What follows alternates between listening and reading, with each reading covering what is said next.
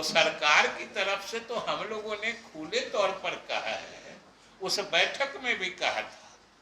कि भाई आपको अगर प्रमाण कोई कहते हैं कि इस जात की संख्या कम है,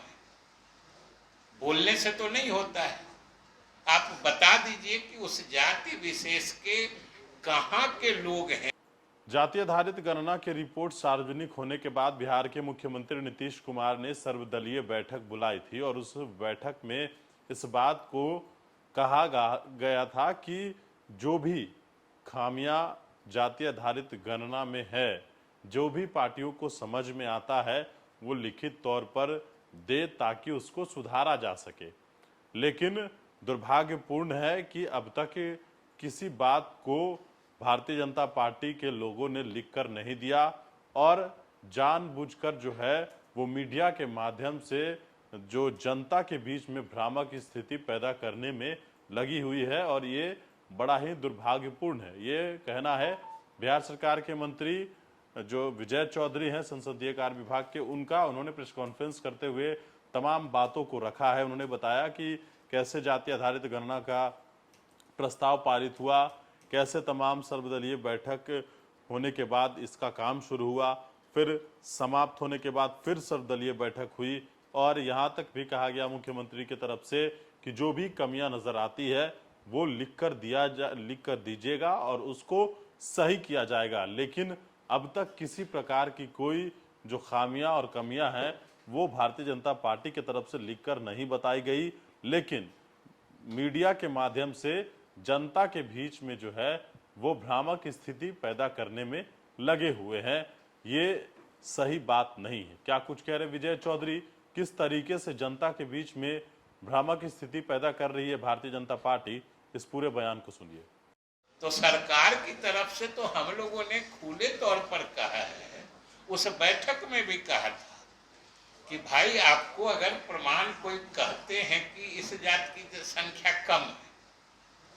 बोलने से तो नहीं होता है, आप बता दीजिए कि उस जाति विशेष के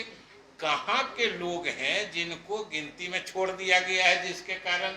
संख्या घट गई है। तो अगर ये प्रमाण आप देते नहीं हैं और खामखा आरोप लगाते हैं तो यह तो किसी दूसरे चीज की तरफ इशारा करता है। और वो भी बात स्पष्ट है कि राजनीतिक जलन हो सकती है, ईर्ष्या हो सकती है, क्योंकि आप जब से जातीय गणना का कार्य शुरू हुआ है आप लोगों ने शुरू से देखा है कि कितने तरह से इसमें बाधाएं डाली गई। पहले तो सरकार के स्तर पर तरह तरह से समस्या खड़ी की गई, फिर न्यायालय के माध्यम से इसमें पेच फंसाने की कोशिश की गई, कुछ दिन के लिए रुकवा भी दिया गया। लेकिन ये तो हम लोगों के गठबंधन सरकार का संकल्प था और मुख्यमंत्री नीतीश कुमार जी का दृढ़ निश्चय था, जिसके कारण ये गणना अपने आखिरी मुकाम तक पहुंच गई और सबके सामने है। और हम नहीं समझते हैं किसी जात के द्वारा कोई वैसी आपत्ति भी दर्ज कराई गई है, सिवा मीडिया के माध्यम से अपने को दिखाने के लिए कोई कुछ बात बोलते हैं। तो ये तो सीधी बात है कि जाति गणना पूरे देश में आज तक कहीं नहीं हुआ था पिछले 90 वर्ष, और बिहार सरकार ने नीतीश कुमार के नेतृत्व में ये काम कर दिया। तो ये बहुत से लोगों को पच नहीं रहा है, ये सफलता बहुत लोग निगल नहीं पा रहे हैं, उनके अंदर नहीं जा पाता है, क्योंकि लगता है ये मान लेंगे तब तो समझिए वो ऊंचे चले जाएंगे और हमारा अस्तित्व खत्म हो जाएगा। तो इन आंकड़ों को सही मान लेने में जिनको अपने अस्तित्व का संकट दिखता है वही लोग इन आंकड़ों पर बिना किसी आधार के कोई फर्जीवाड़ा कर रहा है, कोई कुछ कर रहा है, इसको गलत साबित करने की कोशिश कर रहे हैं। और इसका दूसरा पक्ष ये है